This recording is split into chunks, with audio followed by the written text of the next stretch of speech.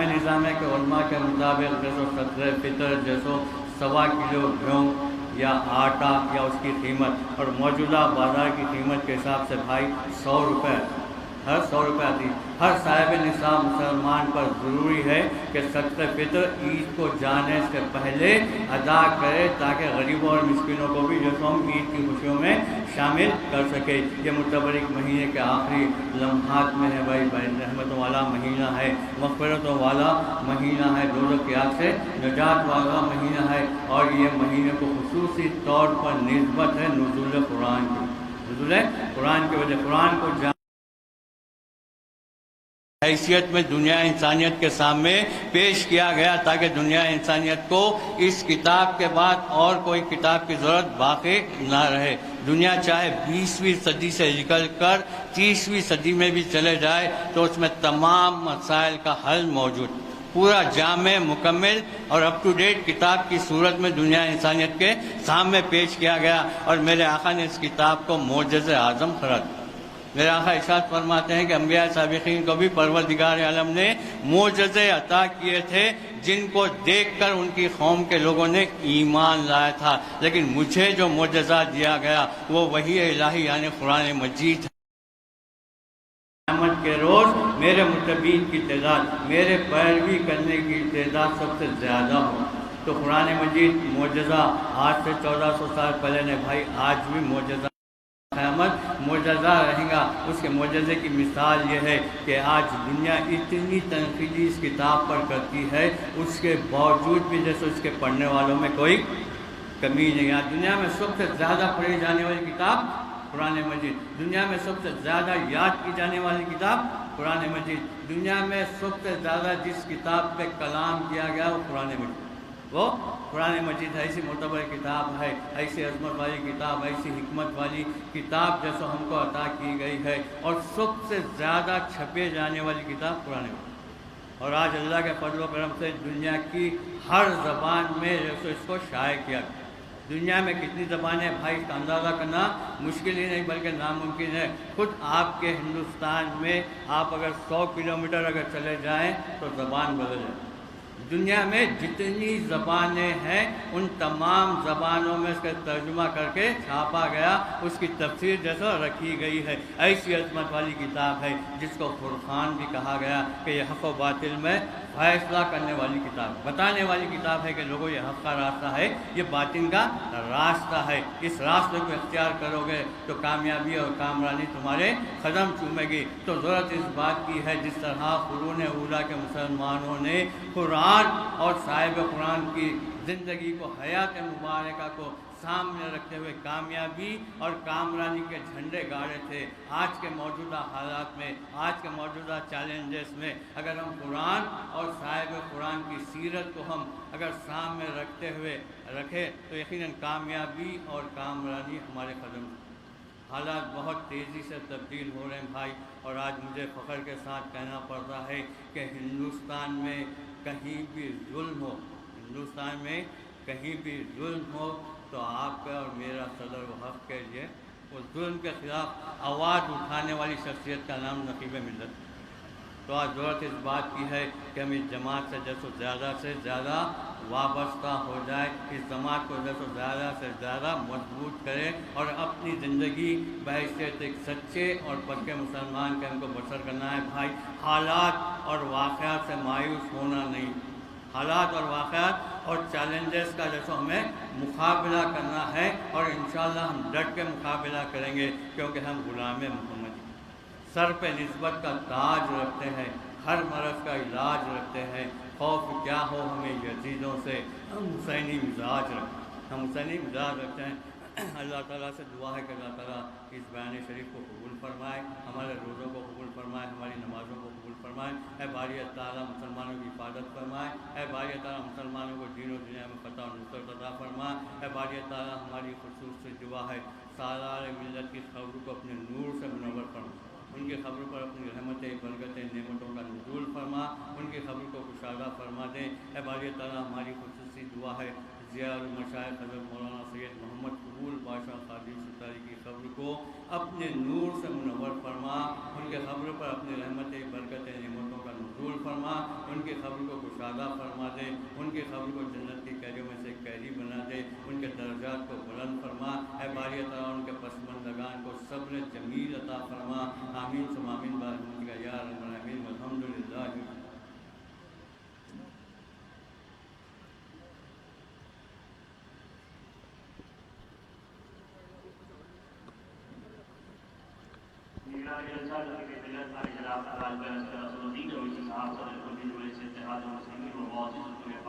انتہائی ادب و احترام کے ساتھ گزارش کرتا ہوں کہ وہ جلسے یوم القرآن کو مخاطب فرمائیں۔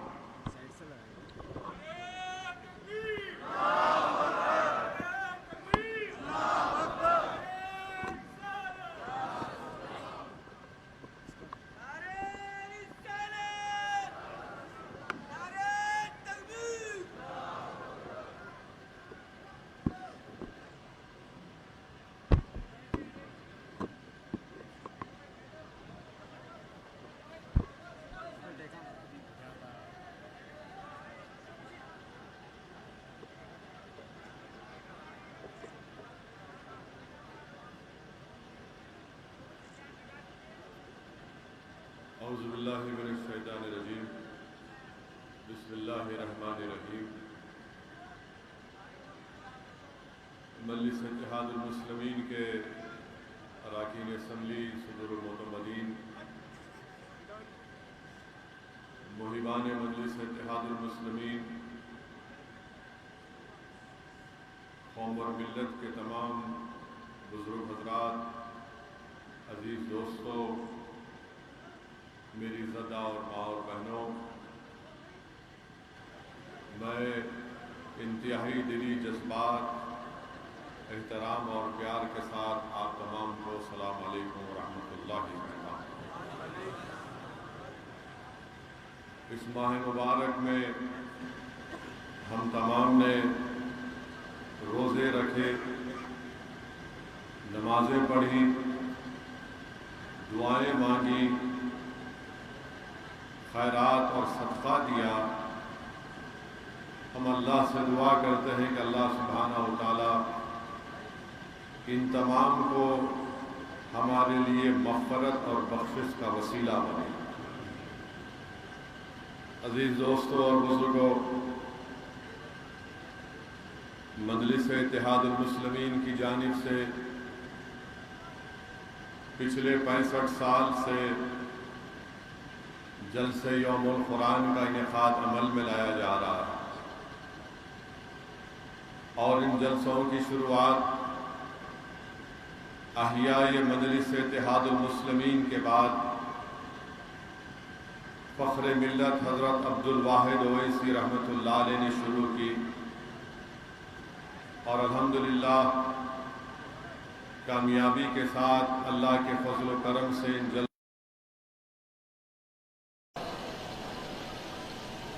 میرے عزیز دوستوں اور بزرگوں، اللہ سبحانہ و تعالی قرآن کریم میں سورہ محمد کی آیت نمبر 6 میں ارشاد فرماتا ہے، جس کا ترجمہ علماء کرام نے کیا، مفسرین نے کیا، کہ اللہ فرماتا ہے کہ ایمان والو، اگر تم اللہ کی دین کی مدد کرو گے تو اللہ تمہاری مدد کرے گا اور اللہ کے جہاد میں تم کو ثابت قدم رکھے گا۔ تو میرے عزیز دوستوں اور بزرگوں، مومن کو استقامت دین کی راہ میں چلنے سے ملتی ہے۔ مومن کو استقامت دین کی راہ میں چلنے سے ملتی ہے، اور دین کے تقاضے، اور دین ہمیشہ ایک ہی رہا، وہ اسلام رہا۔ دین کے تقاضے یہی رہے کہ تم اللہ کی وحدانیت کا اقرار کرو اور نبی اور رسول کی رسالت کو مانو، اور اس دین حق کے راستے میں جو لوگ چلے ان کو کٹھن راستوں سے گزرنا پڑا۔ عزیز دوستوں، بزرگوں، قوم اور ملت کے ذمہ داروں، میری عزتدار ماں اور بہنوں، یہ دین اسلام ہم کو جو آپ کو ملا ہے، یہ دین اسلام جو ہم کو اور آپ کو ملا ہے، وہ سبزاروں اور گلزاروں سے چل کر نہیں ملا ہم کو یہ دین ہم کو کوہساروں اور ریگستانوں پر چلنے سے ملا ہے۔ اس دین کی بنیادوں میں آل رسول کا خون ہے، اس دین کی بنیادوں میں آل رسول کا خون ہے۔ اس دین کی عظمت کے لیے حضرت عباس کو اپنے بازو کٹانا پڑا، اس دین کی عظمت کے لیے فاروق اعظم، حضرت عثمان ذوالنورین اور حضرت علی امام حسن اور حسین کو شہید ہونا پڑا، تب جا کر یہ دین آپ کو ہم کو ملا۔ یہ دین کسی بادشاہ کے محل سے نہیں ملا، یہ دین کسی بادشاہ کی بنائی ہوئی خوبصورت عمارتوں سے نہیں ملا، یہ دین ہم کو کوہساروں اور ریگستانوں سے چلنے سے ملا، یہ دین ہم کو بدر و حنین اور موطا سے ملا، یہ دین ہم کو جنگ خندق سے ملا۔ اور اسی لیے اللہ کے رسول صلی اللہ علیہ وسلم نے حدیث شریف میں اس دین حق کے راستے میں چلنے والے مجاہدین کا حدیث شریف میں ذکر کیا۔ اللہ کے رسول صلی اللہ علیہ وسلم نے فرمایا کہ فرعون کے دربار میں اس کی بیٹی کے پاس ایک کنیز تھی، اور وہ کنیز جب اس فرعون کی بیٹی کے بالوں میں کنگھی کر رہی تھی، اس کے ہاتھ سے کنگھی گر جاتی ہے، وہ جھک کر جب کنگھی کو اٹھاتی ہے تو پکار کر کہتی ہے کہ آمنت برب موسیٰ اور ہارون، کہ میرا رب وہ ہے جو موسیٰ اور ہارون کا ہے۔ جب فرعون کی بیٹی یہ جملہ سنتی ہے تو اس سے پوچھتی ہے کہ کیا میرا باپ تیرا رب نہیں ہے؟ تو وہ کنیز غریب کہتی ہے کہ نہیں، میرا رب وہ ہے جو اس دنیا کو بنایا، میرا رب وہ ہے جو کائنات کو بنایا، میرا رب تیرا باپ فرعون نہیں ہے۔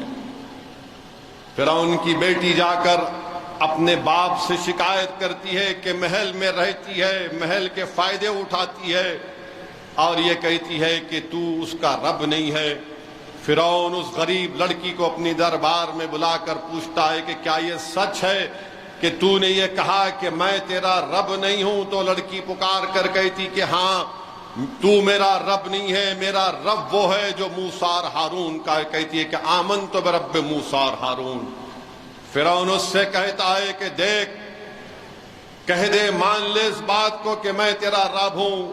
وہ غریب لڑکی انکار کرتی ہے تو فرعون بولتا ہے کہ بچھوؤں کو لاؤ اور بچھوؤں کو اس کے جسم پر چھوڑ دو۔ جب بچھو اس کو کاٹنا شروع کرتے تو فرعون بولتا ہے بول کہ تو میرا رب ہے، ورنہ 70 دن تک اس طرح کی تکلیف دی جائے گی۔ وہ لڑکی پکار کر کہتی ہے کہ نہیں، 70 دن کیا، زندگی بھر تو مجھ پر بچھوؤں کو چھوڑ دے، میں تجھے اپنا رب نہیں مانوں گی۔ اس لڑکی کے ہاتھ اور پیر پر کیلے مار دیے جاتے ہیں، تب بھی وہ لڑکی انکار کرتی ہے فرعون کو اپنا رب ماننے سے۔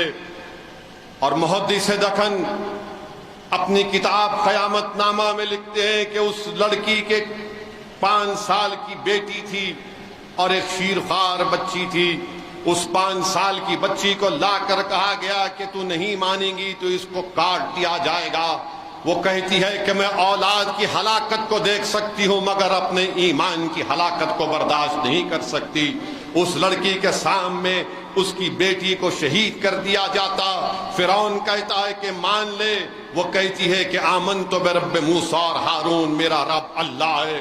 پھر فرعون کہتا ہے کہ دیکھ، تیری شیرخوار بچی ہے، تیرے سینے پہ رکھ کر اس کو کاٹ دیں گے۔ تو اچانک اللہ سبحانہ و تعالیٰ اس شیرخوار بچی کے زبان دیتا اور پکار کر کہتی ہے کہ اماں رونا نہیں، تمہاری مجھ سے ملاقات جنت میں اللہ کروائے گا۔ تو وہ پکار کر کہتی ہے کہ فرعون تو میری بیٹی کو ختم کر دیا، میری شیرخوار بچی کو بھی ختم کر دے، مگر میں تجھے اپنا رب نہیں مانوں گی۔ محدث دکن حضرت عبداللہ شاہ صاحب قبلہ رحمت اللہ علیہ اپنی کتاب قیامت نامہ میں لکھتے ہیں کہ جب اس کے سامنے اس کی بیٹی کو شیرخوار بچی کو شہید کرنے کے بعد فرعون حکم دیتا ہے کہ اس کو بھی مار دو، تو اللہ فرشتوں کو بھی جاتا ہے جو جنت کا کفن لے کر اس کی روح کو لے کر نکل جاتے ہیں۔ اور یہی نظارہ فرعون کی بیوی حضرت آسیہ دیکھتی ہے۔ حضرت آسیہ دیکھتی ہے کہ اللہ کے فرشتے آ کر جنت سے کفن لا کر اس خاتون کی روح کو لے کر جا رہے ہیں، تو حضرت آسیہ پکار کر فرعون سے کہتی ہے کہ ملعون، تو رب نہیں ہے، میرا رب اللہ ہے، میرا رب وہ ہے جو موسیٰ اور ہارون کا ہے۔ تو فرعون غضبناک ہوتا ہے اور کہتا ہے تو نے دیکھا نہیں اس سے کیا میں نے کیا؟ وہ کہتی ہے کہ نہیں نہیں، تو میرا رب نہیں ہے۔ تو پورے بھرے دربار میں فرعون حضرت آسیہ کے کپڑے اتاروا دیتا ہے، کیلے مارنے لگا دیتا ہے، بچھو ان پر چھوڑتا ہے۔ اور ادھر حضرت موسیٰ علیہ السلام کو خبر ہوتی ہے، حضرت موسیٰ دوڑے دوڑے آتے ہیں اور حضرت آسیہ کو دیکھتے ہیں۔ حضرت آسیہ کہتی ہے کہ اے موسیٰ علیہ السلام، یہ جو خون کا لباس میں پہنی ہوں، کیا میرا اللہ اس سے راضی ہے؟ کیا اللہ میرا راضی ہے؟ تو حضرت موسیٰ علیہ السلام کہتے ہیں کہ دیکھو آسیہ، آسمانوں پر فرشتے تمہارا انتظار کر رہے ہیں اور اللہ اپنے فرشتوں کے سامنے تمہارا ذکر کر رہا ہے، اور اللہ کہہ رہا ہے فرشتوں کے سامنے کہ دیکھو یہ میری باندی ہے جو مجھ سے اتنی محبت کرتی ہے۔ حضرت موسیٰ اس سے پوچھتے ہیں کہ بتاؤ تم کیا چاہتے ہو؟ تو حضرت آسیہ کہتی ہیں کہ میں اللہ سے ملاقات کرنا چاہتی ہوں اور دعا کرتی ہیں کہ یا اللہ مجھے اپنے پاس بلا لے اور مجھے اپنا دیدار عطا کر دے۔ اللہ سبحانہ و تعالی حضرت آسیہ کی دعا کو قبول کرتا اور محدث دکن کتاب میں لکھتے ہیں قیامت نامہ میں کہ اللہ سبحانہ و تعالی فرشتوں کو حکم دیتا ہے کہ جنت میں میری اس محبت کرنے والی باندی کو رکھو۔ میرے عزیز دوستو اور بزرگوں، جب اللہ کے رسول صلی اللہ علیہ وسلم سفر معراج پر جا رہے تھے تو ایک کسی وادی کے پاس رسول اللہ صلی اللہ علیہ وسلم کو مہکتی خوشبو لہریں آئیں۔ رحمت عالم صلی اللہ علیہ وسلم سرور کائنات نے پوچھا حضرت جبرائیل سے کہ یہ کون سی خوشبو ہے، کیا یہ جنت ہے؟ تو حضرت جبرائیل علیہ السلام نے عرض کیا نہیں یا رسول اللہ صلی اللہ علیہ وسلم، یہاں پر فرعون کے دربار میں ان لوگوں کی خبریں ہیں جو فرعون کو اپنا رب نہیں مانتی تھیں، یہاں پر حضرت آسیہ کی خبر ہے، یہاں پر اس کنیز کی غریب عورت کی خبر ہے جس نے اپنی اولاد کو گنوا دیا اور پھر بھی فرعون کو اپنا رب نہیں مانا۔ میرے عزیز دوستوں اور بزرگوں، یاد رکھو نوجوانوں، اسلام ہم کو سبزاروں اور گلزاروں سے نہیں ملا، اسلام ہم کو بادشاہوں کے محل سے نہیں ملا، اسلام ہم کو بادشاہوں کے خوبصورت عمارتوں سے نہیں ملا، اسلام ہم کو اس لیے ملا کیونکہ ہمارے بزرگوں نے، ہمارے اسلاف نے اس راہ حق میں چل کر اپنا سب کچھ اللہ کے لیے قربان کیا، تبھی ہم کو اسلام ملا ہے۔ میرے عزیز دوستوں اور بزرگوں، زبیر بن عوام صحابی رسول ہیں، اپنی ماں کے ساتھ اسلام کو قبول کر لیتے ہیں تو ان کے چچا جب آ کر پوچھتے ہیں کہ بتا بھتیجے کیا تو نے اسلام کو قبول کیا؟ تو حضرت زبیر بن عوام کہتے ہیں کہ ہاں چچا جان، میں نے دین اسلام کو قبول کیا، میں نے محمد مصطفیٰ صلی اللہ علیہ وسلم کی غلامی کو قبول کیا، کیونکہ وہ اس بات کی دعوت دیتے ہیں کہ صرف اللہ کی عبادت کرو، وہ عافیت کا پیغام دیتے ہیں۔ آپ کا چچا غضبناک ہوا، آپ کو اتنا مارا اور مارنے کے بعد بھی چین نہیں آیا تو اونٹ کی چٹائی میں لپیٹ کر اس میں دھواں دینا شروع کر دیا، وہ بے ہوش ہو جاتے تھے۔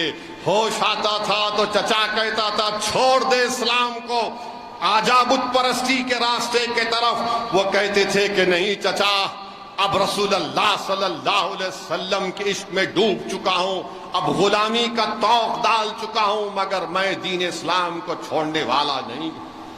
یہ حضرت زبیر کا ایثار تھا۔ وہیں پر فاروق اعظم حضرت عمر بن خطاب رضی اللہ تعالیٰ بھی اسلام قبول نہیں کیے، مسلمان نہیں ہوئے۔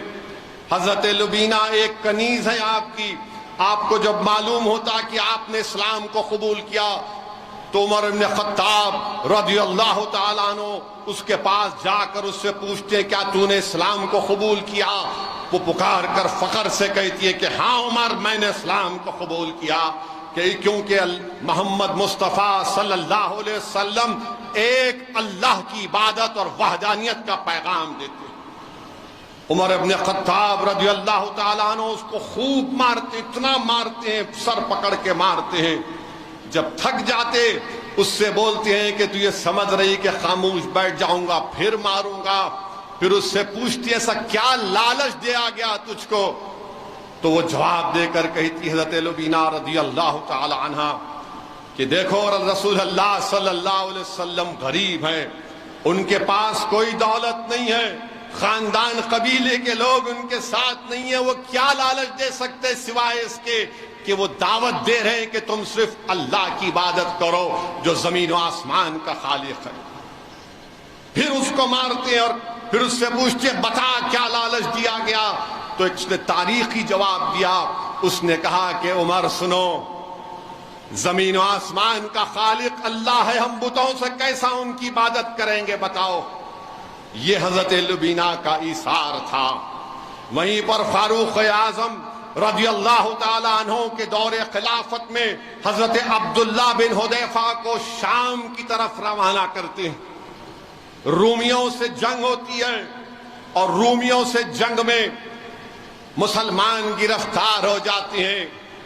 رومی بادشاہ کے دربار میں حضرت عبداللہ بن حذیفہ کو لایا جاتا ہے اور ان سے کہا جاتا ہے کہ عبداللہ عیسائیت کو قبول کر لو، اسلام کو چھوڑ دو۔ وہ فرماتے ہیں کہ حضرت عیسیٰ ہمارے رسول ہیں، ہم اسلام کے ماننے والے ہیں، ہم دنیا میں اسلام پر چلیں گے اور اسی چلتے چلتے اپنی زندگی کا خاتمہ کر لیں گے۔ تو روم کا بادشاہ بولتا ہے کہ پیچھے دیکھو عبداللہ، تمہارے ایک بڑا برتن ہوتا ہے جس میں کھولتا ہوا زیتون کا تیل۔ وہ کہتے ہیں کہ دین کو چھوڑ دو۔ حضرت عبداللہ کہتے ہیں کہ نہیں چھوڑوں گا۔ ایک صحابی رسول کو کھولتے ہوئے زیتون کے تیل میں ڈال دیا جاتا ہے، آپ جام شہادت نوش فرماتے ہیں، آپ کی آنکھ میں آنسو آ جاتی ہیں۔ تو رومی کہتے ہیں کہ موت کے ڈر سے تمہارے آنکھ میں آنسو آ گئے، چلو تم اسلام کو چھوڑ دو۔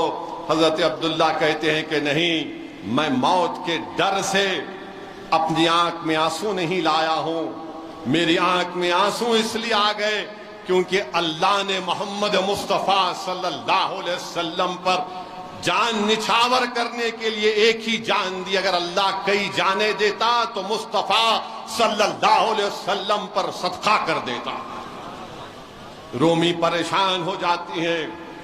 رومی کہتے ہیں کہ چلو ہم تمہارے 80 ساتھیوں کو چھوڑ دیتے ہیں، تم ہمارے بادشاہ کے پیشانی کو چوم لو۔ حضرت عبداللہ کہتے ہیں کہ نہیں چوموں گا، جس زبان سے محمد صلی اللہ علیہ وسلم کا نام لیتا ہوں، جس زبان سے اللہ کا ذکر کرتا ہوں، اس پیشانی کو نہیں چوموں گا۔ پھر کہا جاتا ہے کہ چلو کم سے کم بادشاہ کے ہاتھ کو چوم لو اور 80 اپنے ساتھیوں کو چھڑا کر لے کر چلے جاؤ۔ وہ ان 80 صحابیوں کی جان بچانے کے لیے اس بادشاہ کے ہاتھ کو چومتے ہیں اور جو فاروق اعظم کے پاس جاتے ہیں رضی اللہ تعالیٰ عنہ کے پاس، جب پورا تفصیل فاروق اعظم سنتے ہیں تو فاروق اعظم اٹھ کر ان کی پیشانی کو چومتے ہیں۔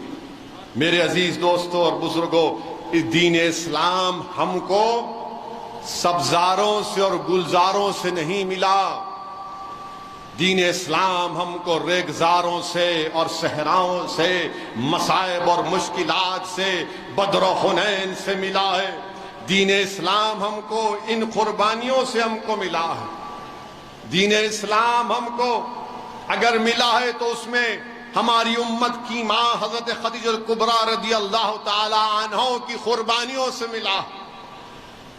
کبھی سیرت خدیجہ کبریٰ آپ پڑھیے، حضرت خدیجہ کبریٰ رضی اللہ تعالیٰ عنہ دولت مند خاتون تھیں، گھر میں کئی ملازم کام کرتے تھے۔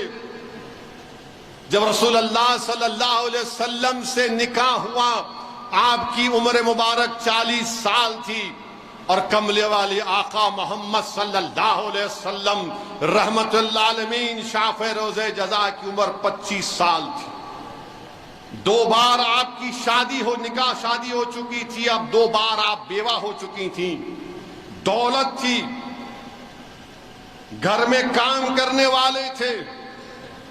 یہ دین ہم کو حضرت خدیجہ کبریٰ کی قربانیوں سے، ان کی ایثار سے ملا۔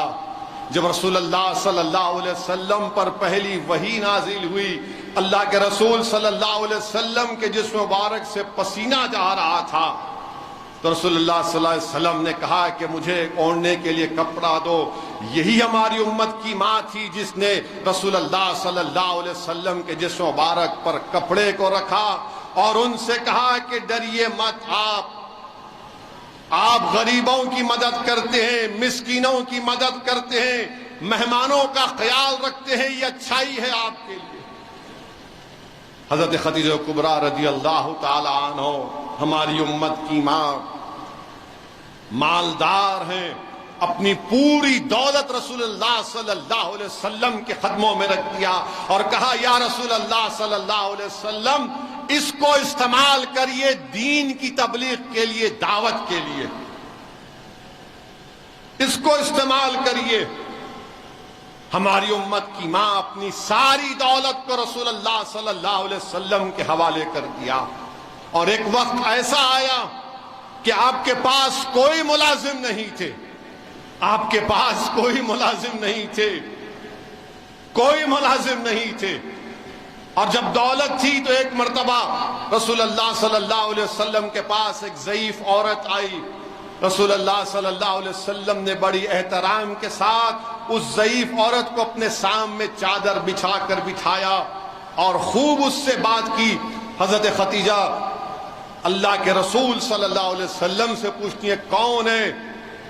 تو رحمت اللہ عالمین صلی اللہ علیہ وسلم فرماتے ہیں کہ یہ دائی حلیمہ، یہ دائی حلیمہ ہے۔ تو حضرت خدیجہ ان کے لیے 40 بکریاں اور ایک اونٹ کو تحفے میں پیش کر دیتی، 40 بکریاں ایک اونٹ ان کو تحفے میں پیش کر دیتی ہیں۔ یہی حضرت خدیجہ کبریٰ رضی اللہ تعالی عنہ شعب بن ابی طالب میں کفاران مکہ نے اللہ کے رسول صلی اللہ علیہ وسلم کو، آپ کے خاندان کو، آپ کے ساتھیوں کو کہا کہ مکے میں آپ کا سوشل بائیکاٹ کیا جائے گا۔ ہم دیکھتے ہیں نا ہمارے وطن میں لوگ ویڈیو نکال کر کہتے ہیں یہ ان سے مت خریدو۔ دلی میں ایک بی جے پی کا ایم پی بولا کہ مسلمانوں سے مت خریدو، ان کا بائیکاٹ کرو۔ مکے کی سرزمین پر 3 سال اللہ کے رسول صلی اللہ علیہ وسلم کا سوشل بائیکاٹ کیا گیا تھا۔ اس کو تاریخ اسلام میں شعب بن ابی طالب کہتے ہیں کہ کوئی ان کے پاس جا کر کھانا نہیں دے گا، کوئی ان کو دولت نہیں دے گا، کوئی ان کو پانی نہیں دے گا۔ 3 سال ہماری امت کی ماں اللہ کے رسول صلی اللہ علیہ وسلم کے ساتھ، اگر آپ سیرت النبی پڑھیں گے تو رسول اللہ صلی اللہ علیہ وسلم کے ساتھ سب نے جھاڑوں کی پتوں کو کھایا، پتوں کو کھایا، 3 سال تک جڑوں کو کھایا۔ جو جانور کی چمڑی تھی اس کو چوستے تھے اپنی پیاس کو بجھانے کے لیے۔ سنو مسلمانوں، اسی لیے میں کہہ رہا ہوں کہ دین تم کو کسی بادشاہوں کے محل سے نہیں ملا، تم کو دین ملا ہے، مجھ کو ملا ہے، اور صبح قیامت تک ملتا رہے گا۔ تو شعب بن ابی طالب میں جو رسول اللہ صلی اللہ علیہ وسلم کا سوشل بائیکاٹ کیا گیا تھا 3 سال، تب جا کر ہم کو دین ملا۔ اس وقت ہماری امت کی ماں رسول اللہ صلی اللہ علیہ وسلم کے ساتھ ان مصائب اور مشکلات کو اٹھاتی تھی، اور جب اس دنیا سے رخصت کا وقت آیا تو ہماری امت کی ماں حضرت خدیجہ کبریٰ رضی اللہ تعالی عنہ اللہ کے رسول صلی اللہ علیہ وسلم سے فرماتی ہیں کیا محمد صلی اللہ علیہ وسلم آپ اللہ کے رسول ہیں؟ کیا میں نے آپ کا حق ادا کیا ہے؟ اللہ کے رسول صلی اللہ علیہ وسلم فرماتے ہیں کہ میں آپ کو خوشخبری دے رہا ہوں کہ جنت میں بھی آپ میری بیوی رہیں گے۔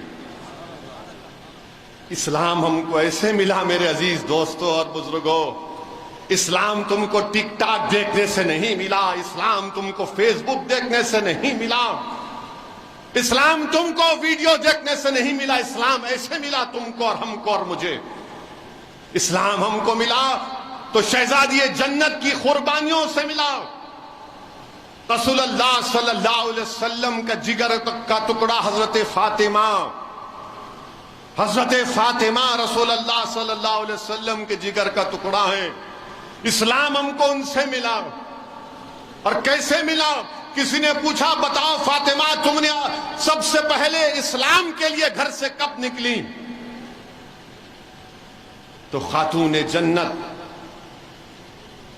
رسول اللہ صلی اللہ علیہ وسلم کی شہزادی، جو جنت کے تمام خواتین کی شہزادی ہے، فرمایا کہ حضرت خدیجہ کا وصال ہو گیا۔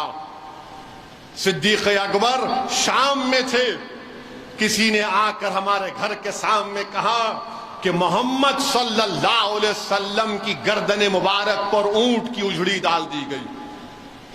گردن مبارک پر اونٹ کی اجڑی، اور اونٹ کی اجڑی بڑی وزن ہوتی ہے، بہت وزن ہوتی ہے۔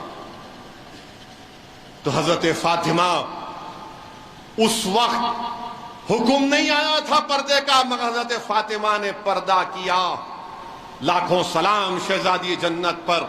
حضرت فاطمہ اپنے گھر سے نکلتی ہیں، کعبۃ اللہ میں جاتی ہیں، اللہ کے رسول صلی اللہ علیہ وسلم کی گردن مبارک پر یہ کام کیا گیا تھا۔ وہ اپنی انگلیوں سے شہزادی جنت اونٹ کی اجڑی کو اٹھاتی ہے، اپنے والد ابا جان محمد صلی اللہ علیہ وسلم کو اٹھاتی ہے حضرت فاطمہ، ان کا ہاتھ پکڑ کر آگے آگے چلتی ہیں، آب زمزم کے کنویں پر جاتی ہیں، رسول اللہ صلی اللہ علیہ وسلم کو رحمت العالمین کو بٹھاتی ہیں، اور آب زمزم لے کر اپنے ہاتھوں سے اللہ کے رسول صلی اللہ علیہ وسلم کے زلف مبارک سے اس اونٹ کی اجڑی کو نکالتی ہیں۔ خوب روتی حضرت فاطمہ خوب روتی ہیں، اور اپنے انگلیوں سے اس اونٹ کی اجڑی کو نکالتی ہیں، صاف کرتی ہیں، اور حضرت فاطمہ دعا کرتی ہیں۔ کیا دعا کرتی ہیں؟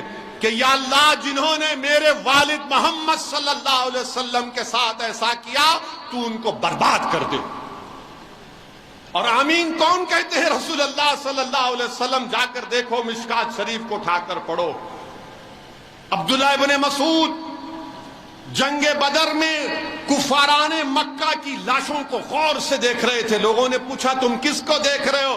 تو انہوں نے کہا کہ میں ان لوگوں کو دیکھ رہا ہوں جس کے ہلاکت کی دعا شہزادی جنت فاطمہ نے کی تھی، آج یہ تمام ہلاک ہو گئے۔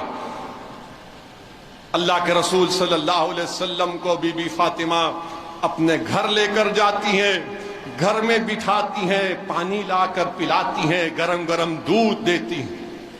یہ اسلام ہم کو فاطمہ سے ملا میرے عزیز دوستوں اور بزرگوں۔ تم سمجھے اسلام ہم کو ان محلوں سے ملا، ان عمارتوں سے ملا جو بادشاہ بنا کر مر گئے، اس دنیا سے چلے گئے۔ اونچی اونچی عمارتیں اسے نہیں ملا تم کو اسلام ملا تو فاطمہ کی دعاؤں سے ملا۔ کیسے ملا؟ امام حسن فرما رہے ہیں کہ میں نے اپنی ماں کو دیکھا کہ دن بھر چکی پیستی تھی، گھر کا کام کرتی تھی، چرخہ چلاتی تھی، اور جب رات ہوتی تو شیر خدا حضرت علی سے فرماتی کہ علی کیا تم مجھے تھوڑا وقت دو گے کہ میں اپنے رب کو راضی کر لوں؟ اور رات بھر حضرت فاطمہ کیا دعا کرتی؟ اللہ محمد مصطفیٰ صلی اللہ علیہ وسلم کی امت پر رحم فرما۔ رات بھر یہی دعا کرتی حضرت فاطمہ، اللہ محمد مصطفیٰ صلی اللہ علیہ وسلم کی امت پر رحم فرما۔ تو امام حسن نے کہا کہ امی جان، حسین اور حسن کے لیے بھی تو دعا کریے، زینب کے لیے بھی دعا کریے۔ تو بی بی فاطمہ نے عرض کیا کہ ہاں میں دعا کرتی ہوں، مگر سب سے زیادہ رسول اللہ صلی اللہ علیہ وسلم کی امت کے لیے دعا کرتی ہوں۔ یہ اسلام ہم کو ایسے ملا میرے عزیز دوستوں اور بزرگوں، اسلام ہم کو یہ ایسے ملا کہ کسی بادشاہ کی محلوں سے نہیں ملا تم کو اور مجھ کو اسلام، یہ حضرت فاطمہ کی دعاؤں کا نتیجہ ہے کہ ہم کو اسلام ملا۔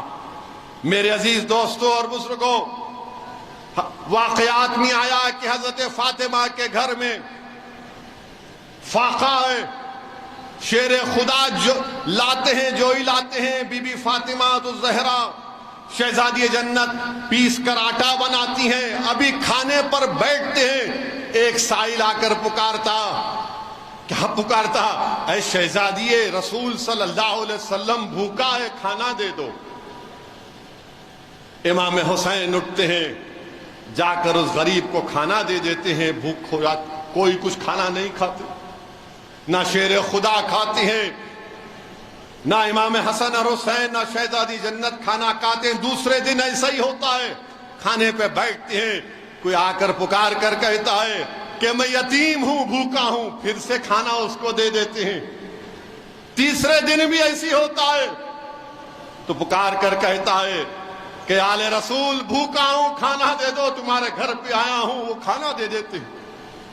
حضرت علی اپنے امام حسن اور حسین اپنی اولاد کو لے کر مسجد میں چلے جاتے ہیں، اور رسول اللہ صلی اللہ علیہ وسلم ان کو دیکھ کر فرماتے ہیں کہ علی تم نے جو 3 دن سے کھانا نہیں کھایا، اللہ نے جبرائیل علیہ السلام کو بھیجا کر کہا اللہ تم کو مبارکباد دیتا ہے، اللہ تم کو پیغام دیتا ہے، خوشی کا، خوش نصیبی کا پیغام دیتا ہے۔ تبھی جا کر کربلا میں امام حسین نے وہ صبر دکھایا، وہ شجاعت دکھائی، وہ بہادری دکھائی، کیونکہ ان کی ماں صابرہ تھی۔ یہ اسلام ہم کو بی بی فاطمہ سے ملا۔ بلکہ واقعات میں آیا کہ ایک قبیلے کے لوگ اسلام کو قبول کیے، اور رسول اللہ صلی اللہ علیہ وسلم نے کہا کہ ان کو کچھ دو۔ اس نے اسلام قبول کرنے والے شخص نے کہا کہ میرے قبیلے میں 3000 لوگ ہیں۔ سعد بن معاذ نے اپنا اونٹ دے دیا، شیر خدا نے اپنا امامہ اتار کر دے دیا، یہ لو تم نے دین کو قبول کیا۔ اللہ کے رسول صلی اللہ علیہ وسلم سلمان فارسی سے کہتے ہیں رضی اللہ تعالیٰ عنہ سے کہ جاؤ فاطمہ سے پوچھو کچھ کھانے کے لیے دے دو۔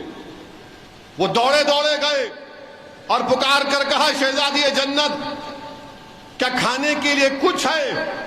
شہزادی جنت نے یہ نہیں کہا کہ حضرت علی نے اپنا امامہ دے دیا، کہتے ہیں کہ کہا کہ رسول اللہ صلی اللہ علیہ وسلم نے پیغام بھیجا ہے، کھانا دے دو۔ تو آپ نے کہا بالکل، گھر میں ایک دانہ نہیں ہے۔ شہزادی جنت نے کہا کہ یہ ہمارے گھر کی کمبل ہے، گھر کے قریب میں ایک یہودی شنون اس کا نام ہے، اس کو جا کر وہاں دے دینا۔ وہ خرید لیا، تو جو پیسے ملتے ہیں اسی کے پاس سے زیتون خریدنا، کھانے کا سامان خرید لینا اور لے کر آنا، اگر وہ گروی رکھتا ہے تو جو بھی کھانا دیتا لے کر آؤ۔ وہ یہودی کے پاس جاتے ہیں، سلمان فارسی رضی اللہ تعالیٰ عنہ، وہ یہودی دیکھتا ہے، بولتا ہے یہ کمبل بڑا خوبصورت ہے، کہاں کا ہے؟ اس سے خوشبو آ رہی ہے۔ حضرت سلمان فارسی عرض کرتے ہیں کہ یہ شہزادی جنت کے گھر کا ہے، یہ شیر خدا کے گھر کا ہے۔ اس نے کہا کہ سنو سلمان، میں نے اپنی کتابوں میں پڑھا تھا کہ جب نبی آخر الزمان کا ظہور ہوگا تو ان کے گھر والے اپنے پیٹ پر پتھر رکھ کر غریبوں کی ضرورت کو پورا کریں گے۔ آج میں اعلان کر رہا ہوں، میں پکار کر کہتا ہوں کہ میں محمد صلی اللہ علیہ وسلم کا غلام بن رہا ہوں، اور اشہد ان لا الہ الا اللہ و اشہد ان محمد رسول اللہ پڑھتا ہے۔ وہ یہودی اسلام کو قبول کرتا اور کہتا ہے کہ یہ کمبل بھی لے کے جاؤ، یہ کھانے کے سامان بھی لے کے جاؤ، اور کہنا فاطمہ سے کہ وہ قبول نہیں کریں گی مگر یہ میرے طرف سے ایک تحفہ ہے، نذرانہ ہے، قبول کرو۔ یہ دین ہم کو ایسے ملا میرے عزیز دوستوں اور بزرگوں۔ اور کون حضرت فاطمہ جن کا وصال رمضان میں ہوا؟ رسول اللہ صلی اللہ علیہ وسلم نے ایک مرتبہ بلایا کان میں کچھ کہا تو وہ رونا شروع کر دیے، دوسری بات کہی تو ہنسنا شروع کر دیے۔ بعد میں ہماری امت کی ماں حضرت عائشہ صدیقہ رضی اللہ تعالیٰ عنہ نے ان سے پوچھا تو شہزادی جنت نے کہا کہ جب رسول اللہ صلی اللہ علیہ وسلم نے پہلی مرتبہ میری آنکھ میں کچھ کہا، میری آنکھ میں آنسو اس لیے آئے کیونکہ رسول اللہ صلی اللہ علیہ وسلم نے مجھے کہا کہ میں اس دنیا سے جا رہا ہوں، میں پردہ فرما رہا ہوں۔ اور دوسری مرتبہ میں نے اس لیے مسکرایا کیونکہ رحمت للعالمین صلی اللہ علیہ وسلم نے فرمایا کہ بہت جلد تم میرے ساتھ آؤ گی۔ اب آپ اندازہ لگاؤ کہ دنیا سے جانے کی بات اللہ کے رسول صلی اللہ علیہ وسلم کر رہے ہیں، تو میں نے کہیں کتاب میں پڑھا کہ علماء کرام نے لکھا کہ حضرت فاطمہ کو، شہزادی جنت کو اپنے والد محمد مصطفیٰ صلی اللہ علیہ وسلم سے اتنی محبت تھی کہ دنیا رسول اللہ صلی اللہ علیہ وسلم کے محبت کے سامنے ہیچ نظر آتی تھی، دنیا کی دولت کی ان کی کوئی قدر نہیں تھی، صرف محمد صلی اللہ علیہ وسلم سے محبت تھی۔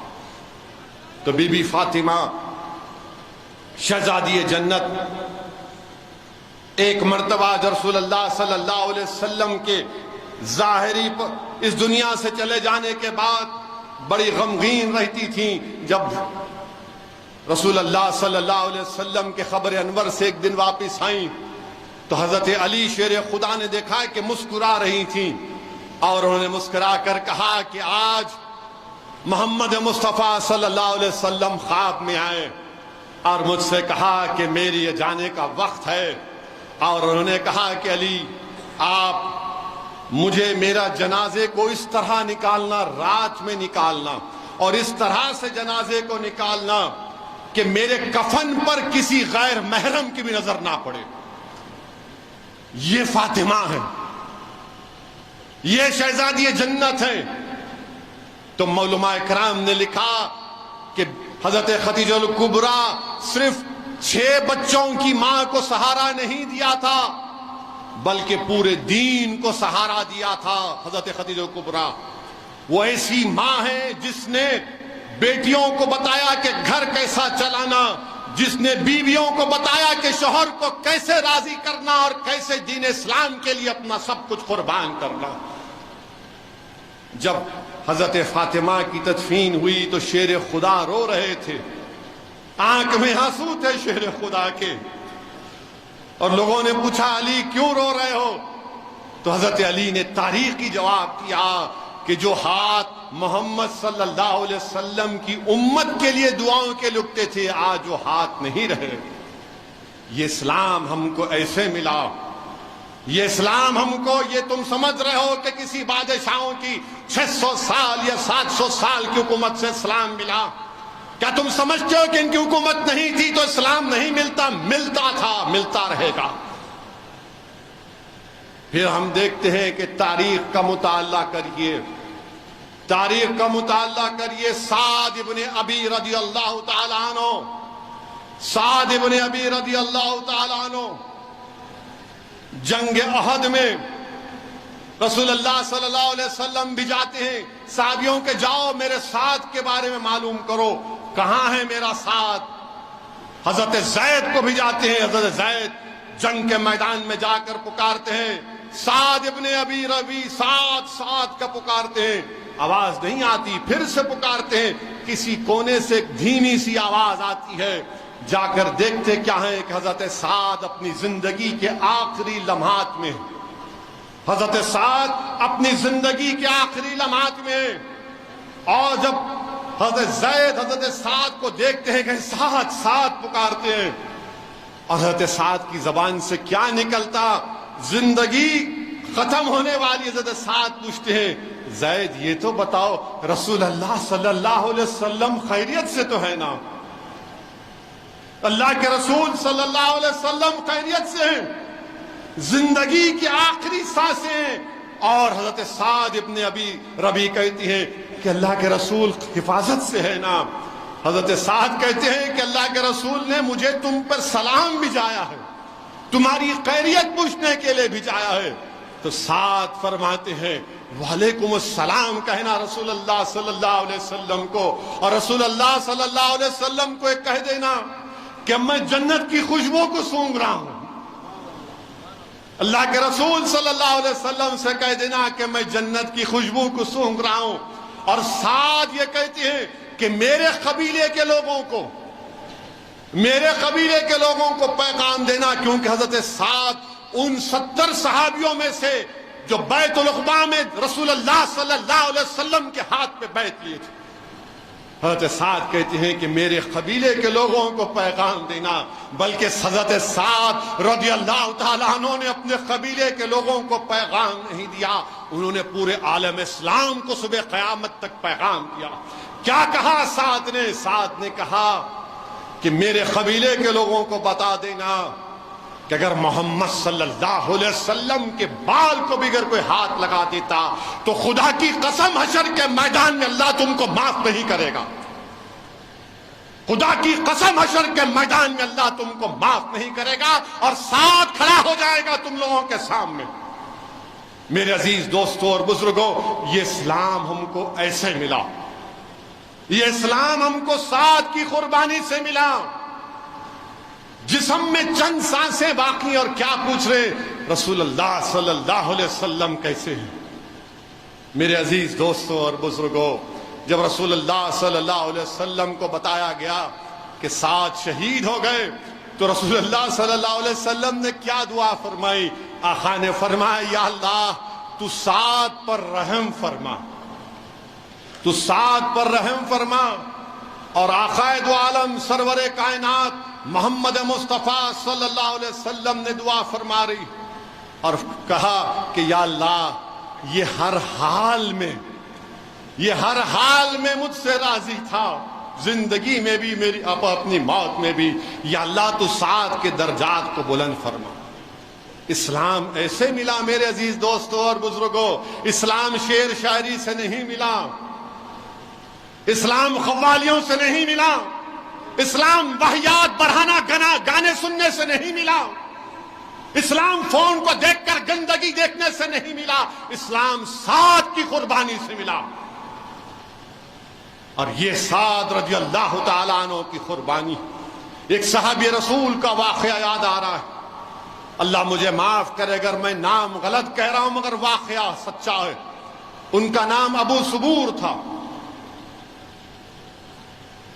ان کو مکے میں کفار نے گرفتار کر لیا، زنجیروں میں جکڑ دیا، وہ کسی طرح مکے سے زنجیروں سے نکل کے مانے فرار ہو گئے، کفاروں سے نکل گئے۔ اس وقت مسلمانوں میں اور مشرکین مکہ میں ایک معاہدہ ٹریٹی ہوئی تھی کہ اگر کوئی مسلمان مکے سے مدینے کو آئے گا تو رسول اللہ صلی اللہ علیہ وسلم اس کو واپس کر دیں گے، اور اگر کوئی مکے کو آئے گا تو اس کو نہیں واپس کریں گے۔ حضرت سعد زنجیروں کے ساتھ مکے سے نکل کر، سوچو آج بھی اگر آپ اس ٹرین میں جاتے ہیں جو 300 کلومیٹر کی رفتار سے مکہ سے مدینہ 2.25 گھنٹے میں پہنچاتی ہے، وہ صحابی رسول زنجیریں ہیں، مکے سے نکلتی ہیں، مدینے کو پہنچتے۔ لکھنے والے نے لکھا کہ سعد جب مدینے کی گلیوں میں چل رہے تھے تو سعد کے پیروں سے خون کے نشان نمودار ہو رہے تھے، ہاتھوں سے خون بہ رہا تھا۔ جب کاشان نبوت پر پہنچے اور پکارا یا محمد صلی اللہ علیہ وسلم، آپ کا غلام حاضر ہے، آپ کا غلام حاضر ہے، آپ کا غلام حاضر ہے، مکے سے بھاگ کے آیا ہوں، تو مشرکین مکہ بھی پیچھے آئے اور کہا کہ محمد صلی اللہ علیہ وسلم آپ نے معاہدہ کیا تھا کہ اگر کوئی مسلمان مکے سے بھاگ کر آئے گا تو آپ ہم کو واپس کر دیں گے، اس کو واپس کرو۔ پورا مدینہ دیکھ رہا ہے، آنکھ میں آنسو ہیں۔ رسول اللہ صلی اللہ علیہ وسلم فرماتے ہیں کہ ابو سبور واپس جاؤ، یہ معاہدہ ہوا ہے، تم کو واپس جانا پڑے گا۔ یہ صحابی رسول پلٹ پلٹ کر مدینے کو دیکھ رہے ہیں، لوگوں کی آنکھوں میں آنسو ہیں۔ اللہ کے رسول صلی اللہ علیہ وسلم زمین پر بیٹھ جاتے ہیں اور آنکھ سے آنسو نکل جاتے ہیں رحمت اللہ عالمین صلی اللہ علیہ وسلم کے. یہ صحابی رسول دیکھ رہے ہیں پورے مدینے کے لوگوں کو کہ میں مکے سے بھاگ کر آیا, جسم سے خون بہ رہا ہے, جسم پہ زنجیریں ہیں, اور مجھے واپس کر دیا جا رہا ہے. جب مدینے کے حدود سے باہر نکلتے تو مکے کے کفار ان کو تانا مار کر کہتے ہیں کہ دیکھا تم نے, تو جس کے نام پر بڑا مرتا تھا نا, انہوں نے تجھے قبول نہیں کیا. تو وہ پکار کر کہتے ہیں دیوانے احمق, میرا ایمان اور مضبوط ہو گیا. بولے کیسے؟ کہ میرا نبی میرا حبیب زبان کا پکا ہے, اس نے جو وعدہ کیا اس کو پورا کیا. یہ ایمان ہے. یہ اسلام ایسے ملا تم کو اور مجھے. یہ اسلام تم کو ایسا نہیں ملا یہ محلات سے یا کسی کے ٹھیٹھی ٹھا سے یا کسی کے پاس رات میں بیٹھ کر چائے پی پی کر غیبت کر کے نہیں ملا. اسلام یہ صحابی رسول کی قربانی سے ملا. اور جب وہ آگے بڑھتے ہیں یہ صحابی رسول انہی کے دشمنوں سے تلوار لے کر ان کا کام تمام کر دیتے. اور مدینے سے دور ایک علیس ایک جنگل ہے, اس زمانے میں تھا, وہ وہاں پر جا کر پناہ لیتے ہیں. مکے کو نہیں جا سکتے, مدینے میں نہیں جا سکتے, تو یہ صحابی رسول وہیں زندگی گزارے. اور 300 صحابی ان کے ساتھ اس مقام پر جمع ہو گئے. جو مکے سے نکل کر آتے تو یہ دن میں کھیتی باڑی کرتے, اور رات میں جب ان کفاران مکہ کا قافلہ آتا تو اس کو روکتے تھے. اور ہر رات کو یہ صحابی رسول ابو سبور مدینے کی طرف نگاہیں دیکھتے, مدینے کی طرف دیکھتے, کیونکہ جب وہ مدینے سے نکل رہے تھے تو رسول اللہ صلی اللہ علیہ وسلم نے یہ ارشاد فرمایا تھا کہ میں تجھے اپنا پیغام بھیجاؤں گا. بوڑھے ہو گئے. لوگوں نے پوچھا کہ کیا تم اب بوڑھے ہو گئے؟ بولے نہیں مروں گا, پیغام آئے گا کملی والے کے پاس سے, وعدہ کیا ہے. کملی والے کے پاس سے پیغام آئے گا. وہ جب اپنی زندگی کے آخری لمحات میں تھے, کفاران مکہ آ کر رسول اللہ صلی اللہ علیہ وسلم سے کہتے ہیں اس معاہدے کو ختم کریے. تو رسول اللہ صلی اللہ علیہ وسلم صحابیوں کو بھیجاتے ہیں صحابی رسول کے پاس. اور جب ان کے پاس پہنچتے اور ان سے کہتے ہیں کہ رسول اللہ صلی اللہ علیہ وسلم تم کو بلا رہے ہیں, تو لکھنے والے نے لکھا کہ صحابی رسول سے دونوں ہاتھوں کو پکڑ کر پکار کر بولے کہ رسول اللہ صلی اللہ علیہ وسلم نے مجھے یاد کیا. یہ دین ایسے ملا ہم کو میرے بھائی, قدر کرو. یہ دولت ہے, دنیا کی سب سے بڑی دولت ہے. یہ دین ایثار چاہتا ہے, یہ دین قربانی چاہتا ہے.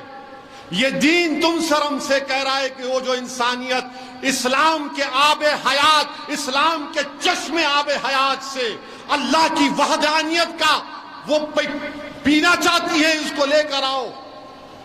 انسانیت کہہ رہی ہے کہ ہمارے قافلے اندھیروں میں بھٹک رہے, اے مسلمانوں ان قافلوں کو روشنی دکھاؤ.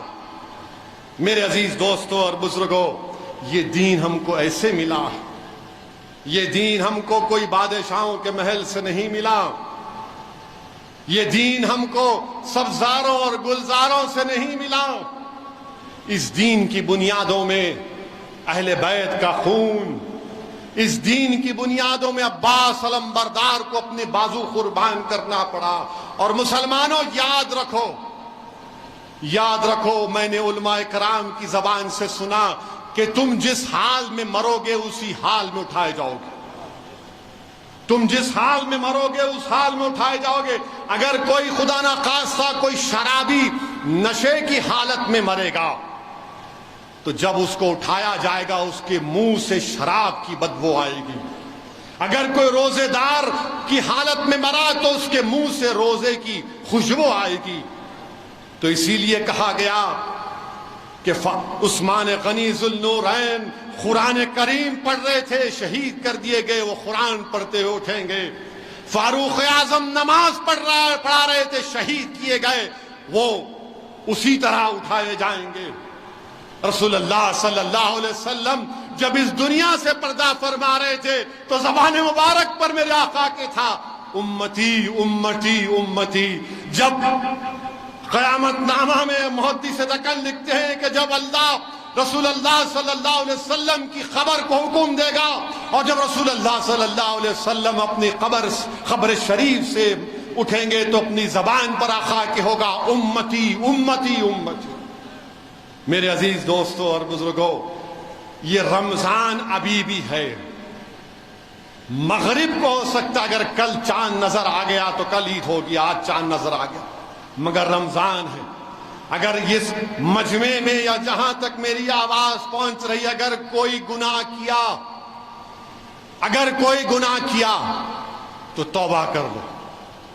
اللہ کی رحمت جوش میں ہے، اللہ غفار ہے، اللہ غفور ہے، اللہ بہت بخشنے والا ہے، اللہ ودود ہے، اللہ تم کو ہم کو بہت چاہنے والا ہے۔ توبہ کرو، اللہ سے مغفرت کی بھیک مانگو۔ مجھے واقعہ یاد آ رہا ہے کہ حضرت عیسیٰ علیہ السلام ایک قبر سے گزرے، حضرت عیسیٰ ایک قبر سے گزرے تو دیکھا کہ اس قبر میں عذاب ہو رہا ہے، خوب عذاب ہو رہا ہے۔ چند وقت کے بعد جب واپس گئے تو دیکھا قبر میں عذاب نہیں ہو رہا ہے، تو اللہ سے پوچھتے حضرت عیسیٰ علیہ السلام کہ یا اللہ یہ کیا ماجرا ہے؟ تو اللہ حضرت عیسیٰ کو بتاتا، عیسیٰ علیہ السلام کو، کہ عیسیٰ یہ جو تم نے دیکھا اس پر عذاب اس کے گناہوں کی وجہ سے ہو رہا تھا، اس کے گناہوں کی وجہ سے ہو رہا تھا، اور یہ عذاب اس لیے ختم ہوا کیونکہ اس کی جو بیوہ تھی وہ حاملہ تھی، اس نے ایک بچے کو پیدا کیا، اور وہ بچہ پہلا دن مدرسے کو گیا، اور مدرسے کو جا کر توتلی زبان میں بسم اللہ الرحمن الرحیم کہا، تو اللہ نے کہا کہ جس بچے نے اپنی توتلی زبان میں مجھے رحمان اور رحیم کہہ کر پکارا، میری رحمت جوش میں آئی، میں نے اس بچے کی خاطر اس کے باپ کے گناہوں کو معاف کر دیا۔ تو میرے عزیز دوستوں اور بزرگوں، اللہ کی رحمت جوش میں ہے، اللہ غفور رحیم ہے، اللہ غفار ہے، اللہ غفور ہے، اللہ ودود ہے۔ رسول اللہ صلی اللہ علیہ وسلم کی حدیث شریف ہے کہ رسول اللہ صلی اللہ علیہ وسلم مسکرا رہے تھے، تو رسول اللہ صلی اللہ علیہ وسلم سے صحابہ نے پوچھا یا رحمت اللہ عالمین صلی اللہ علیہ وسلم آپ کیوں مسکرا رہے؟ رسول اللہ صلی اللہ علیہ وسلم نے فرمایا کہ اللہ دو لوگوں میں صلح کرائے گا۔ صلح کرائے گا، کیسے کرائے گا؟ دو لوگ کھڑے اللہ کے سامنے، اور ایک کہہ رہا ہے حشر کے میدان میں کہ یا اللہ یہ شخص مجھ پر ظلم کیا تھا، مجھے اس کی نیکیاں دے دے، مجھے اس کا بدلہ دے دے۔ وہ جو دوسرا شخص ہے اس کے پاس کچھ نیکیاں نہیں ہیں، اس کے پاس کوئی نیکیاں نہیں ہے، پھر وہ کہے گا یا اللہ میرے گناہ اس کو دے دے، میرے گناہ اس کو دے دے۔ تو اللہ اس سے فرمائے گا، اس سے اپنی شان کے مطابق اس شخص سے کہے گا تیرے پیچھے مڑ کر دیکھ، کیا دیکھتا ہے؟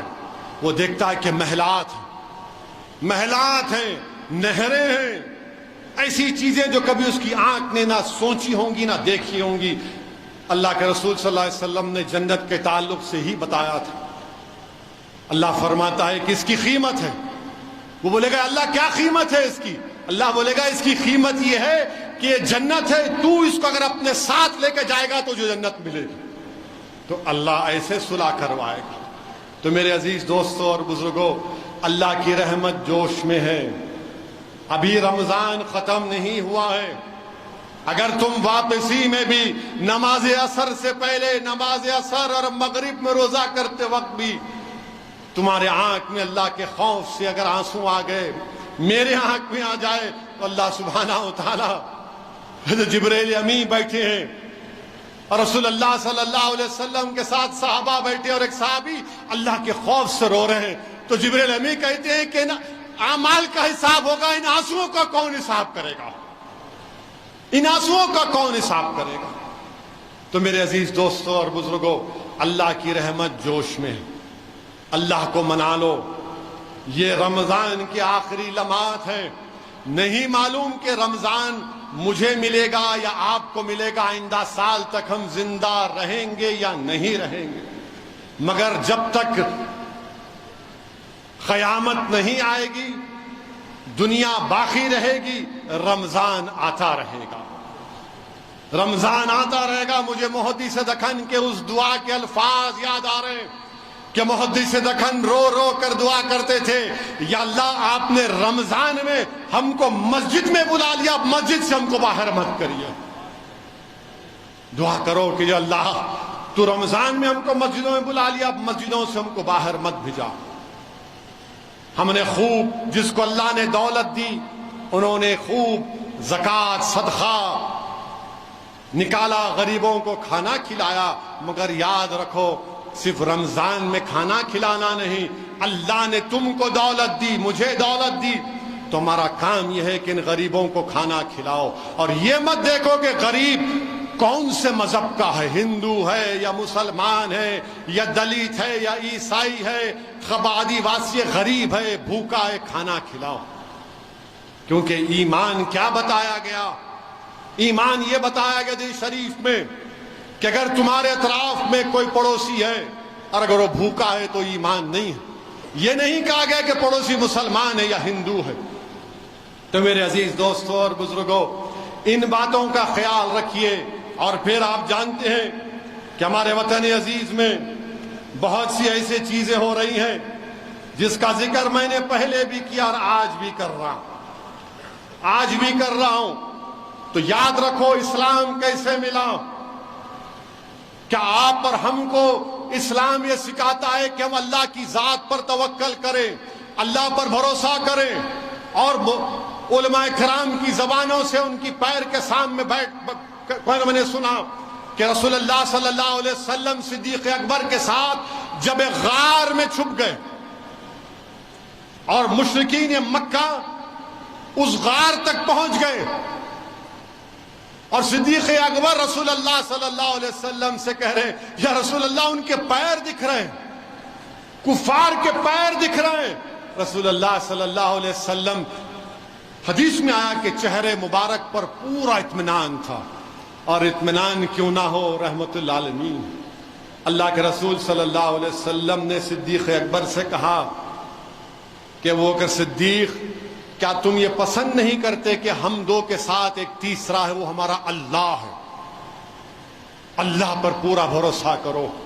تو مسلمانوں یاد رکھو، اللہ پر بھروسہ کرو، تمہارا ڈر تم کو تباہ و برباد کر رہا ہے، تمہارا خوف تم کو تباہ و برباد کر رہا ہے۔ کبھی اللہ پر توکل کرنا تو سیکھو، حکمت کے نام پر بزدلی کے مظاہرے مت کرو، حکمت کے نام پر بزدلی کے مظاہرے مت کرو۔ یاد رکھو اللہ پر توکل کرو، اللہ ہمارے لیے کافی ہے۔ حسبنا اللہ و نعم الوکیل، حسبنا اللہ و نعم الوکیل، حسبنا اللہ و نعم الوکیل۔ اللہ پر توکل کرو، اللہ پر توکل کرو، اللہ سے امید رکھو، انسانوں سے، حکمرانوں سے، سیاسی قائدین سے نہیں، اللہ سے امید رکھو۔ اللہ ہمارے لیے کافی ہے، اللہ ہمارے لیے کافی ہے۔ تمہارا خوف، تمہارا ڈر ہم کو تباہ کر رہا ہے۔ ارے یہ طاقتور ہے، حکومت ہے، سب چیز ان کے پاس ہے۔ رے دیوانے، اقتدار اس کے پاس ہوگا، طاقت اس کے پاس ہوگی، سب چیز اس کے پاس ہوگی، مگر اس تمام کا بنانے والا تو تمہارا اور میرا رب ہے، جس کو ہم اللہ کہتے ہیں، جس کو ہم اللہ کہتے ہیں۔ تو یاد رکھو اللہ پر توکل کرو، ڈر ڈر کر زندگی مت گزارو۔ میں یہ نہیں کہہ رہا ہوں کہ قانون کو اپنے ہاتھ میں لو، میں یہ کہہ رہا ہوں کہ قانون کے دائرے میں رہ کر بے خوفی کے مظاہرے کرو، جمہوریت کے دائرے میں رہ کر اپنی حق کے لیے بے خوف ہو کر لڑو، قانون کو استعمال کر کے اپنی آواز کو اٹھاؤ۔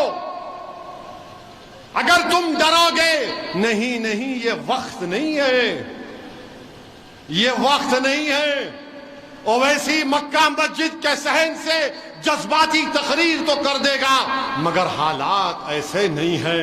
ارے دیوانوں، مکے کی سرزمین کے حالات کیا اچھے تھے، کیا مکے کی سرزمین کے حالات اچھے تھے؟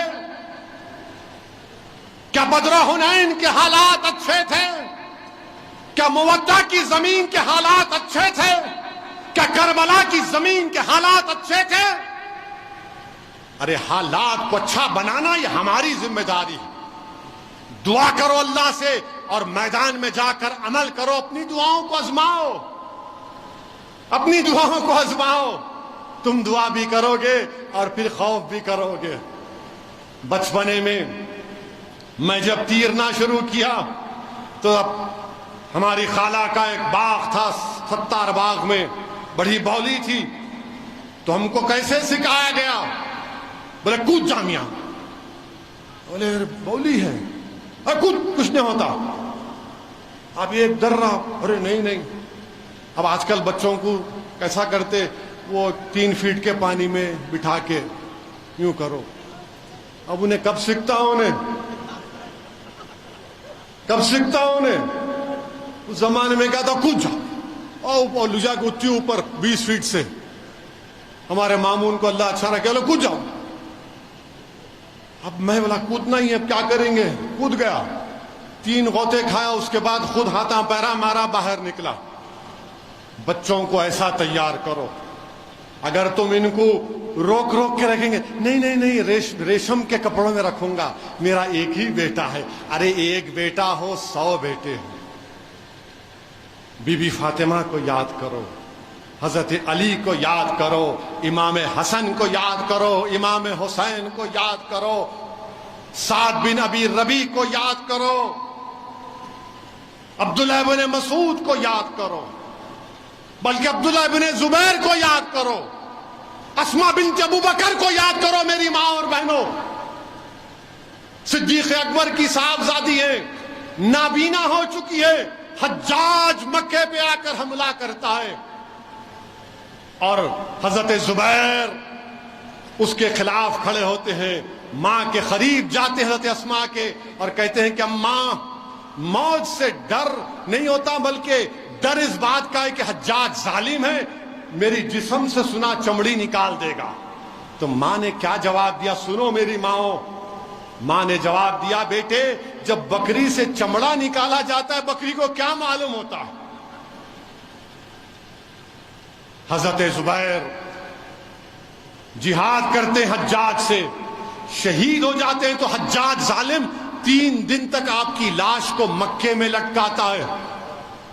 3 دن تک لاش لٹک رہی ہے اور ماں آ کر دیکھتی ہے اور کہتی ہے کہ میرا بیٹا ابھی تک گھوڑے سے نہیں اترا. یہ اسلام تم کو ایسے ملا. حضرت اسماء کے اس تاریخی جملوں کو یاد کرو. اور جب ان کی لاش کو, اپنے صاحبزادے کی لاش کو اتارا جاتا ہے, تو ماں دیکھ کر کہتی ہے کہ میرا بیٹا کامیاب ہو گیا. حجاج کہتا ہے دیکھ تیرا بیٹا دہریہ ہو چکا تھا, نعوذ باللہ, تیرا بیٹا فتنہ کرتا تھا. تو ضعیف ماں ظالم حکمران کے سامنے کہتی ہے تو جھوٹا ہے, تو نے میرے بیٹے کو ضرور اس دنیا میں مار دیا مگر اللہ تیری آخرت کو برباد کر دیا. حضرت اسماء کی بہادری سنو. حجاج کعبۃ اللہ میں خطبہ دے رہا ہے, ایک ضعیف عورت سامنے چلے جاتی ہے اور کہتی ہے کہ تو جھوٹا ہے, کذاب ہے, تو نے میرے بیٹے کو مارا. بتاؤ ماں تمہارا وہ جذبہ کہاں گیا آج؟ وہ اسد الدین اویسی زندہ باد کے نعرے مت مارو. سنو, یہ بہادری تھی. اسلام ہم کو حضرت اسماء سے ملا. اسلام ہم کو ہماری امت کی ماں حضرت عائشہ صدیقہ رضی اللہ تعالیٰ عنہ سے ملا. 2210 احادیث کی راوی ہے. 2210 کی 2210 حدیث کی راوی حضرت عائشہ صدیقہ رضی اللہ تعالیٰ. اسلام ہم کو ان سے ملا. اسلام ایسے نہیں ملا. اور کون بی بی عائشہ, صحابہ اکرام, فاروق اعظم رضی اللہ تعالیٰ عنہ, حضرت عثمان ذو النورین رضی اللہ تعالیٰ عنہ آپ سے جا کر فتویٰ پوچھتے تھے.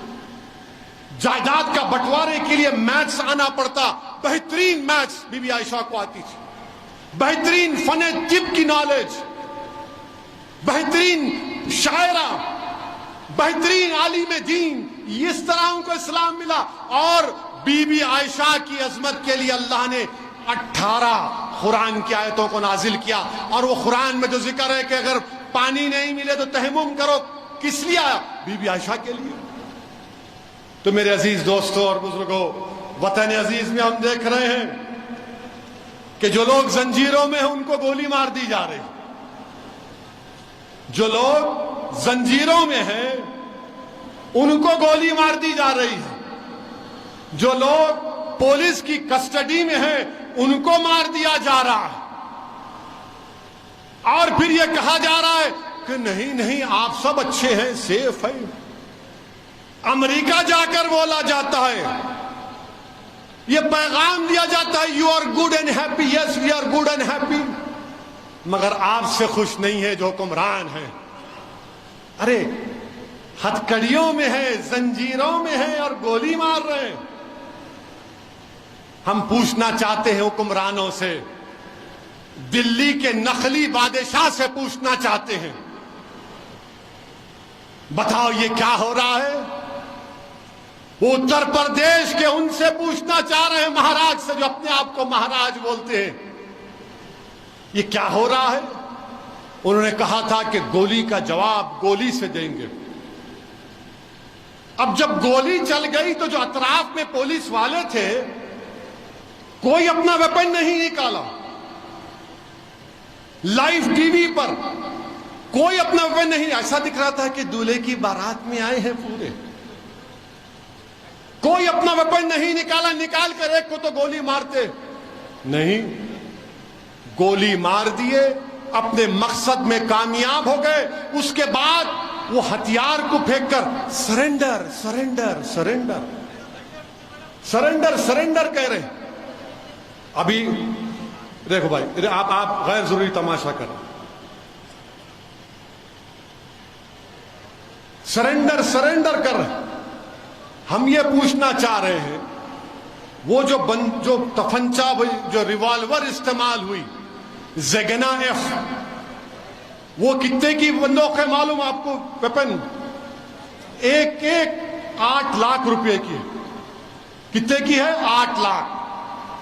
2 ہو گئے تو 16 لاکھ.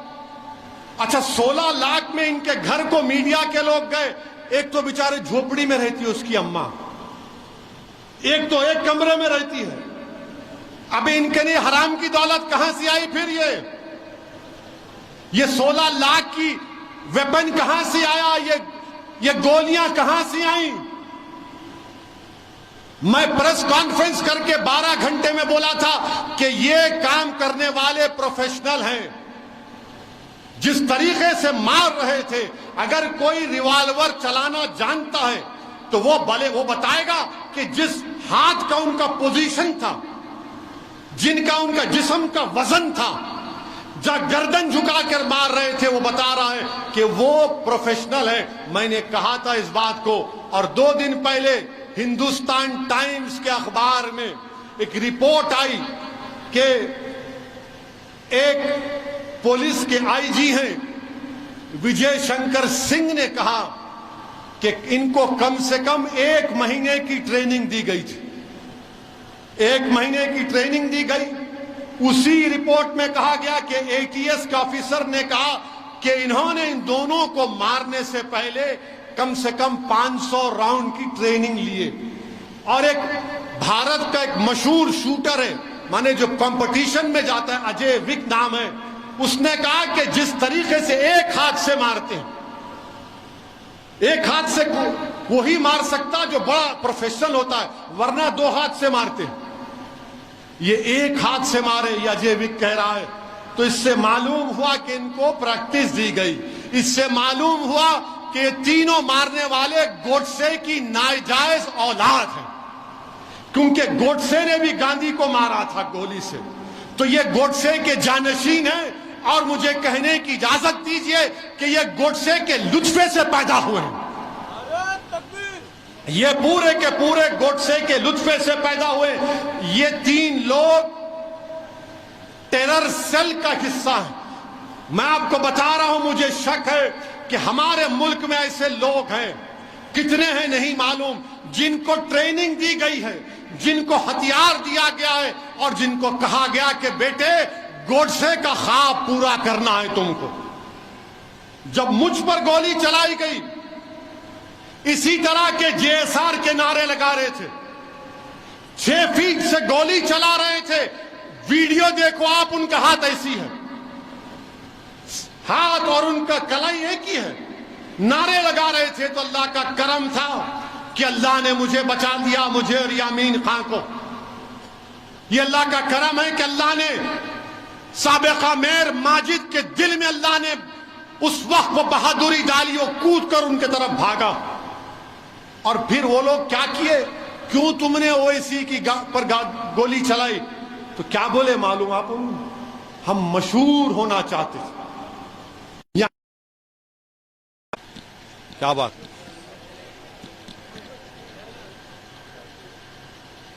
اصل وقت پہ چلے گئے.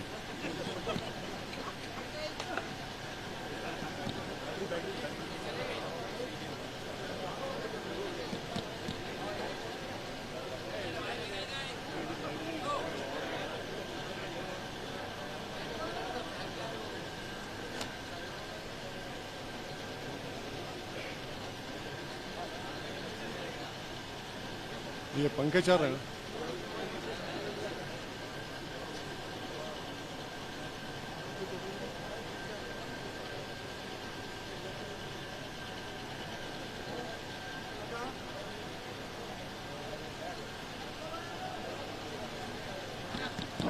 ہاں آگے آگے ہوتا گھٹسے کا نام لیے تو ذرا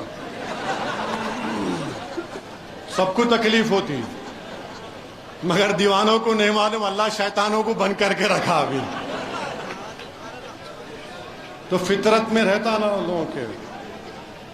تو جب مجھ پر گولی چلائی گئی تو ان ظالموں سے پوچھا گیا تم نے کیوں چلائی؟ تو بولے ہم اسد الدین اویسی کو مار کے مشہور ہونا چاہتے تھے. ان کے گھر والوں کو ہی پوچھے, بولے انہیں آتا ہی نہیں تھا, گنجٹی تھا, انہیں ملتا ہی نہیں تھا. یہاں پر بھی ایسی ہے, ہاں آتا ہی نہیں تھا, دیکھو ایسا ہے. اور وہ لوگ بھی بول رہے ہم مشہور ہونا چاہتے تھے. یہ مشہور ہونا نہیں ہے, یہ ایک باضابطہ گروپ ہے جس کو ہم ٹیرر سیل کہتے ہیں. یہ ٹیرر سیل ہے جنہوں نے گولی ماری ان 2 لوگوں کو, جن کو کورٹ نے سزا بھی دی تھی, جو پولیس کی کسٹڈی میں تھے. مارنے والے ٹیررسٹ ہیں اور ٹیرر سیل کا موڈیول ہے. اور اگر کوئی کہ یہ صرف ایسا ہی کرے, نہیں, یاد رکھو اور لوگوں کو ماریں گے. ہو سکتا پھر سے کوشش کریں گے مجھے مارنے کی, ہو سکتا کہ پھر سے کوشش کرے, مگر مجھے پرواہ نہیں ہے. جب تک اللہ زندہ رکھے گا آپ اور ہم زندہ رہیں گے. صرف یہی ہے کہ جب تک اللہ زندہ رکھے, اللہ ایمان کو سلامت رکھے, اللہ غازی بن کر رکھائے ہم کو, اور شہیدوں کی موت دے تاکہ حشر کے میدان میں اپنی ماں کو شرمندہ نہ ہونے دوں, اپنے باپ کو شرمندہ نہ ہونے دوں. مگر یہاں پر دیکھو, آپ مشہور ہونا چاہتے تھے. میرے بھائی, 1 مہینے کی ٹریننگ لی گئی, 500 گولیاں چلائی گئیں, اور پھر تب جا کر انہوں نے وہ آپریشن کو انجام دیا.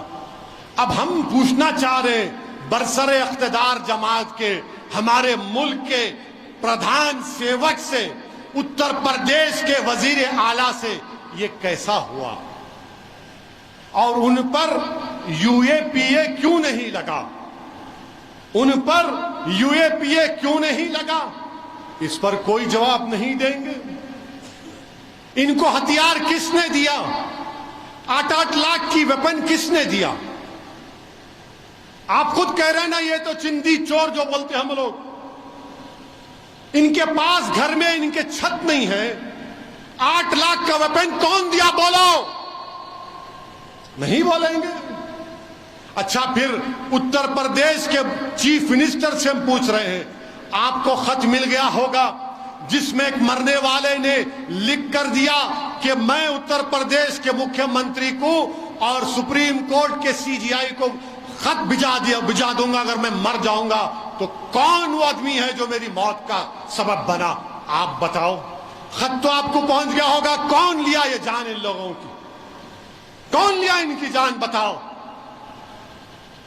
یہ ٹیررسٹ ہیں، یاد رکھو آپ، یہ ریڈیکلائز ہو چکے ہیں، یہ گوڈسے کے نقش قدم پر چل رہے ہیں۔ ارے حکومت کرنے والوں، روکو ان لوگوں کو۔ یاد رکھو، اگر تم نہیں روکو گے تو یہ آگ ہے، یہ دیمک ہے، ملک کو کھوکھلا کر دیں گے یہ لوگ۔ تم حکومت میں آج ہو، کل نہیں ہوگے تو کیا ہوگا بتاؤ پھر؟ ہم مطالبہ کرتے ہیں کہ وہ نام کیا ہے بتاؤ آپ۔ اور پھر میرے عزیز دوستوں اور بزرگوں، پولیس تو ماشاءاللہ اس وقت ایک گولی نہیں ماری، سسپینڈ کر دیا ان لوگوں کو۔ اب وہ بیچارے کیا ہے نہیں معلوم۔ اور پھر آپ دیکھتے ہیں کہ جنید نصیر کو مارا گیا۔ مجھے یقین ہے کہ جنید نصیر کی روحیں بھی پکار کر ہم سے کہہ رہی ہیں کہ ہم کو ناحق مارا گیا، ہم کو اس لیے مارا گیا کیونکہ ہم مسلمان تھے۔ مگر جنید اور نصیر کی روحیں پکار کر کہہ رہی ہیں کہ ہم نے دین حق کی راہ میں اپنی جانوں کو قربان کر دیا۔ تم اپنے حوصلوں کو بلند رکھو، جمہوریت کے دائرے میں رہ کر ہم سے جو ناانصافی کی گئی اس کا بدلہ لو، قانون کو استعمال کر کے۔ میرے عزیز دوستوں اور بزرگوں، کل ہم دیکھتے ہیں کہ گجرات کے نروڈا گام میں ایک فیصلہ آیا، 12 مسلمانوں کو زندہ جلا دیا 2002 میں، اور پھر فیصلہ آیا پورے بری ہو گئے، پورے بری ہو گئے۔ تو کیا ہمارے وزیر اعظم جو سب کا ساتھ سب کا وکاس کی بات کرتے ہیں، کیا وزیر اعظم اس فیصلے کے خلاف اپیل کریں گے؟ جو پھر آخر کس نے مارا پھر مسلمانوں کو؟ اور وزیر اعظم صاحب، مکھیہ منتری تو آپ تھے نا جب نروڈا کا جب فیصلہ آیا، مگر آپ کا انصاف کریں گے؟ ہم پوچھنا چاہتے ہیں، کوئی صحافی نے مجھ سے پوچھا کہ اس پر آپ تبصرہ کریے، تو مجھے اچانک راحت اندوری کا شعر یاد آیا۔ راحت اندوری نے کہا تھا کہ جدھر سے گزرو دھواں بچھا دو، جدھر سے گزرو دھواں بچھا دو، جہاں بھی پہنچو دھمال کر دو، تمہیں سیاست نے حق دیا ہے، ہری زمین کو لال کر دو، ہری زمین کو لال کر دو۔ اپیل بھی تم، دلیل بھی تم، وکیل بھی تم، گواہ بھی تم، جسے بھی چاہو حرام کہہ دو، جسے بھی چاہو حلال کر دو۔ یہ ہوا ہے، یہ ہوا ہے۔ اور پھر آپ جانتے ہیں کہ 16 سال ہو گئے اسی مکہ مسجد میں بم بلاسٹ ہو کر، 16 سال ہو گئے مکہ مسجد میں بم بلاسٹ ہو کر۔ اور کب ہوا تھا؟ 18 مئی 2007 کو بم بلاسٹ ہوا تھا۔ 5 یہی شہید ہو گئے، 9 پولیس کی فائرنگ میں شہید ہو گئے تھے۔ 5 یہی شہید ہو گئے، 9 پولیس کی فائرنگ میں شہید ہو گئے۔ بم ہماری مسجد میں رکھ دیے۔ کورٹ کا فیصلہ آیا، کورٹ نے اسیمانند کے ساتھ 5 لوگوں کو بری کر دیا، کورٹ کا فیصلہ ہے۔ مگر حکومت کا کام تھا اپیل کرنا نا، مگر مودی جی بولے نہیں، اپیل نہیں کریں گے، اپیل نہیں کیے۔ 5 مر گئے، نمازی مر گئے، 9 پولیس فائرنگ میں مر گئے، مگر بی جے پی سب کا ساتھ، سب کا وکاس، سب کا وشواس، مگر آپ مرتے تو انصاف نہیں، اپیل نہیں کیے۔ اچھا، اس میں 2 لوگ تھے، 2 لوگ تھے جو گپتا اور جوشی، یہ اجمیر کے خواجہ اجمیری کے بلاس میں RSS کے ممبر، ان کو سزا ہوئی مگر دوسروں کو بری کرے، وہاں پر بھی بی جے پی کو اپیل نہیں کی۔ اچھا، یہ جو دونوں گپتا اور جوشی ہے، ان کو راجستھان کی سرکار نے پیرول پہ چھوڑ دیا، اور جب وہ گجرات گئے تو ان کے گاؤں میں 10,000 لوگ ان کو استقبال کرنے کو آئے. سزا یافتہ مجرم ہے. اب میرے کو بولتے اویسی تو کیوں بول رہا, وہ مجرم ہے نا وہ دونوں. ارے پھر وہ جو مجرم تھے تمہارے سالے تھے کیا؟ جو خواجہ اجمیری کے بام بلاس میں گپتار جوشی کون تھے؟ تمہارے سگے تھے, تمہارے شوہر کے بھائی تھے, تمہارے باپ کے بھائی تھے, تمہاری بیوی کے بھائی تھے. تم مجھ پہ انگلیاں اٹھاتے ہو. 10,000 لوگ ان کا استقبال کیے. اب آپ بتائیے, لوگ بولتے کہ نہیں ایسا نہیں بولنا چاہیے, حالات ایسے. ارے حالات ایسے نہیں ہیں, حالات شروع سے ایسے. آپ کو معلوم ملیانہ میں 1987 میں 70 مسلمانوں کو مار دیا گیا. 87 میں 36 سال ہو گئے کانگریس کی حکومت, ملائم سنگھ کی حکومت, مایاوتی کی حکومت, بی جے پی کی حکومت, پھر مایاوتی کی حکومت, پھر اکھلیش کی حکومت, اب بی جے پی کی حکومت. آپ کو معلوم 36 سال کے بعد کسی نے بھی مسلمانوں کو نہیں مارا, خود سے مر گئے. مکہ مسجد میں بلاسٹ, لوگ کسی دوسرے پلانٹ سے آ کے رکھ کے چلے گئے, مر گئے. ملیانہ میں کوئی آسمانوں سے آئے, مار کے چلے گئے. نروڈا میں آسمان سے آئے, مار کے چلے گئے. کیا ہو رہا ہے ہمارے دیش میں؟ انصاف نہیں ہوگا کیا؟ اسی لیے تو کہتا ہوں انصاف کیسے ہوگا جب میں کہتا ہوں کہ مذہب کے نام پر نشانہ بنایا جا رہا ہے تو سچائی کیا ہے, جھوٹ کیا ہے, بتاؤ مجھے. میرے عزیز دوستوں اور بزرگوں, پھر ایک لڑکا ہے جس کا نام فرحان پٹھان ہے. فرحان پٹھان اس نے اپنے واٹس ایپ کے اوپر اسٹیٹس لکھا ہے. اس نے اپنے واٹس ایپ پہ اسٹیٹس لکھا, زنجیروں سے بندھے ہوئے شیروں پر کتوں نے کیا حملہ. اس نے اپنے واٹس ایپ اسٹیٹس پر یہ لکھ دیا. مدھیہ پردیش میں جیل کو بھجا دیا اس کو. مدھیہ پردیش میں اس کو جیل کو بھجا دیے. مارنے والوں کو کتے نہیں بولیں گے تو کیا بولیں گے؟ بلی بولیں گے.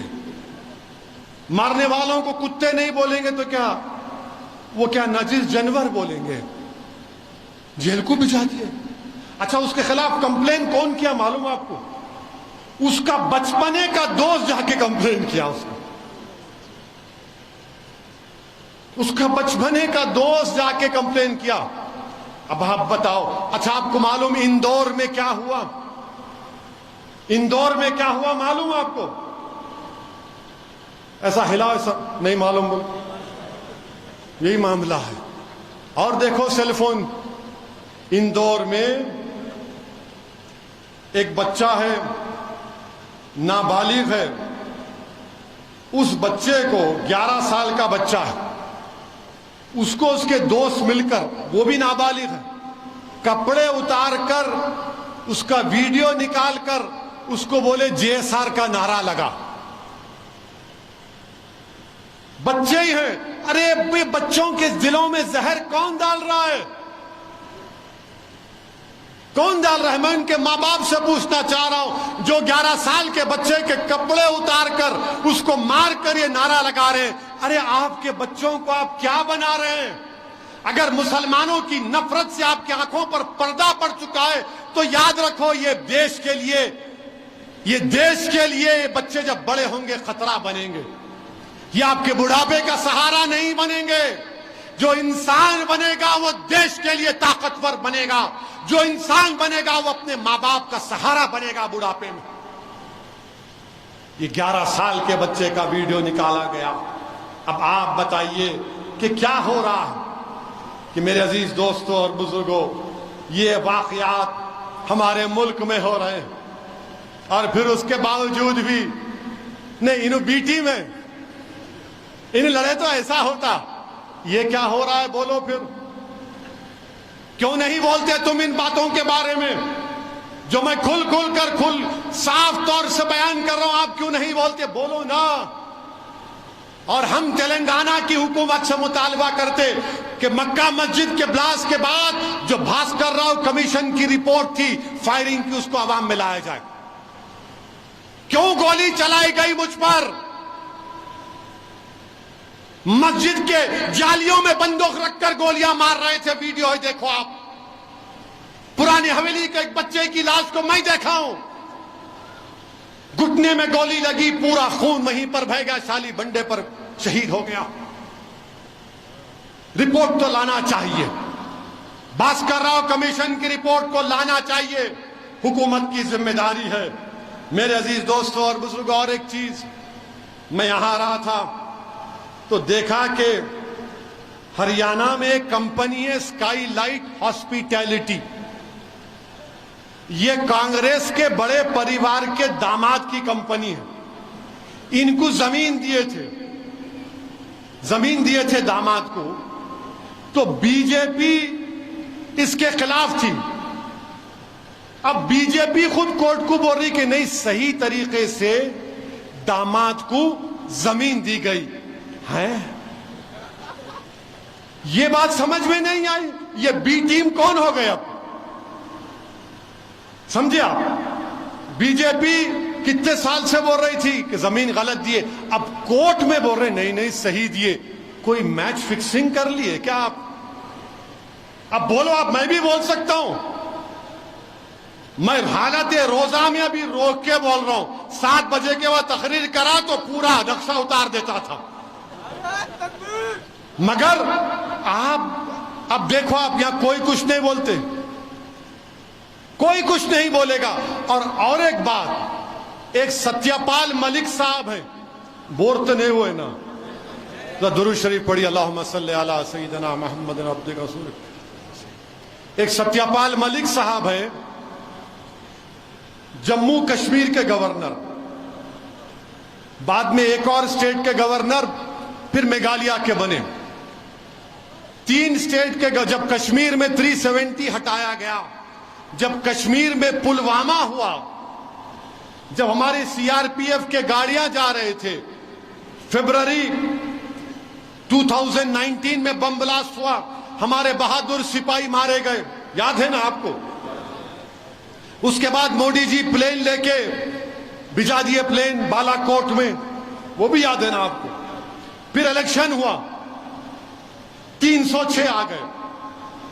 یہ گورنر جب اس وقت تھے، انہوں اب انٹرویو دی ایک میڈیا کے ویب پورٹل کو کہ میں نے موڈی کو کہا کہ اس کی ذمہ داری ہم پہ آتی ہے، اگر ہم ہماری سی آر پی ایف کے فوجیوں کو 4 پلین میں بٹھا کر پلین سے بھجا دیتے تو بم بلاسٹ نہیں ہوتا تھا۔ تو ستیہ پال ملک یہ بولے کہ موڈی ان کو بولے، اب تو خاموش ہو جا، اب تو خاموش ہو جا۔ ہم ستیہ پال ملک سے پوچھنا چاہ رہے ہیں، یہ بھارت سے تمہاری کون سی محبت ہے ستیہ پال ملک؟ تم گورنر کی کرسی کو بچانے کے لیے بھارت کے شہیدوں کی خون سے ہولی کھیلے تم؟ ارے چلو بر پانی میں ڈوب مرو تم اگر گورنر تھے تو تم نے بھارت کے آئین پر حلف کیا تھا، تم نکل کر آ کر بولتے کہ میں لات مارتا ہوں گورنر کی سیٹ کو، موڈی کی غلطی کی وجہ سے ہمارے سپاہی مارے گئے، مگر تم نہیں بولے کیونکہ تم کو گورنر کی کرسی پہ چپک کے بیٹھنا تھا۔ تم کب بول رہے؟ 4.5 سال کے بعد تم کہہ رہے ہو۔ جموں کشمیر میں ہو گیا، پلوامہ ہو گیا، اور بی جے پی اور سب لوگ، پورا دیش اس کی مذمت کیا، میں بھی کیا تھا، مگر گورنر صاحب یہ بول دیے اس وقت کے کہ حکومت موڈی کی ذمہ دار ہے۔ مگر ستیہ پال ملک، کہاں گئی تمہاری دیش بھکتی؟ تم اس وقت نکل کر سچائی کو بیان کرتے، مگر تم چاہتے تھے کہ موڈی چناؤ جیتے، تم چاہتے تھے کہ موڈی اس کو استعمال کرے، اور اس کے بعد اب تاریخ میں جاؤ۔ آپ یہ بول کے ختم کر رہا ہوں، تاریخ میں جاؤ، جب ہٹلر آیا تھا جرمنی میں، پولینڈ میں ہٹلر پولینڈ پہ حملہ کرنا چاہتا تھا، تو ہٹلر کو سمجھ میں نہیں آ رہا تھا تو ہٹلر کیا کیا اپنے آرمی میں جو پولش زبان بولنے والے تھے ان کو کپڑے پہنا کر بارڈر پر لے جا کر پولینڈ میں پولش آرمی کے کپڑے پہنا کر پولینڈ کے اس گاؤں میں لوگوں کا قتل عام کرا دیا. اور اس کے بعد ہٹلر ریڈیو میں آ کے بولا کہ پولینڈ میرے لوگوں کو مارا, میں حملہ کر رہا ہوں. یہ تاریخ کا حصہ ہے. میں یہ نہیں کہہ رہا ہوں کہ 1+1 مت کر لو آپ, ورنہ میڈیا والے بیٹھے ہوں گے کیا موقع دیا آپ, اب اس کو 9 بجے 6 بجے. ارے پیارے, میں تاریخ کا حوالہ دے رہا ہوں. تم میں اگر ہمت ہے تو ستیہ پال ملک کو بلا کر اس کو بٹھا کر پوچھو. مگر ہٹلر ایسا کیا تھا, اسی وجہ سے ورلڈ وار 2 شروع ہوئی. ہم تھوڑا تھوڑا تاریخ پڑھتے ہیں. سالار کا کرم ہے, سالار کی تعلیم ہے کہ میں کتابیں پڑھتا تھا, تو وہی کتابوں میں سے میں نے یہ پڑھا کہ ورلڈ وار 2 ایسے شروع ہوئی تھی. اور آج مرحوم قائد کو انتقال ہو کے 15 سال ہو گئے. ہم اللہ سے دعا کرتے ہیں کہ اللہ سبحانہ تعالی سالار ملت کو ان کی مغفرت فرمائے, اللہ ان کی خبر کو نور سے بھر دے. جو ہمارے مرحومین کا انتقال ہوا اللہ ان کی مغفرت فرمائے. اللہ حضرت قبول پاشا شتاری رحمت اللہ علیہ کی مغفرت فرمائے. بہت نیک آدمی تھے, بے انتہا مجلس کو چاہنے والے تھے, بے انتہا. مانے اگر کوئی گفتگو میں مجلس کا نام لیے بغیر اپنی گفتگو ختم نہیں کرتے تھے. اللہ ان کے درجات کو بلند کرے. اور میرے عزیز دوستوں اور بزرگوں, میرے لیے بھی دعا کریے, اپنے لیے بھی دعا کریے کہ اللہ ہمارے گناہوں کی مغفرت فرما دے, اللہ ہم تمام کو ایک اچھا انسان بنا دے, اللہ ہمارے ملک میں امن کو قائم کر دے, اللہ ہمارے ملک میں جو ظالم لوگ قتل کر رہے ہیں, فساد کر رہے ہیں, اللہ ان کو نیست و نابود کر دے. اللہ جو ہمارے وطن عزیز میں کمزوروں کو دبا رہے ہیں اللہ ان کو دبا دے. جو لوگ مظلوموں کا استحصال کر رہے ہیں اللہ ان پر نظر رکھے. اور میرے عزیز دوستوں اور بزرگوں, اللہ سے دعا ہے کہ اللہ ہمارے دلوں میں صرف اللہ کا خوف ڈال دے. یا اللہ آپ کا خوف ڈال دیجئے, رسول اللہ صلی اللہ علیہ وسلم کی محبت ڈال دیجئے. اللہم صلی علی سیدنا محمد عبدک رسولک نبی ام الآل صحابہ وسلم. سبحان رب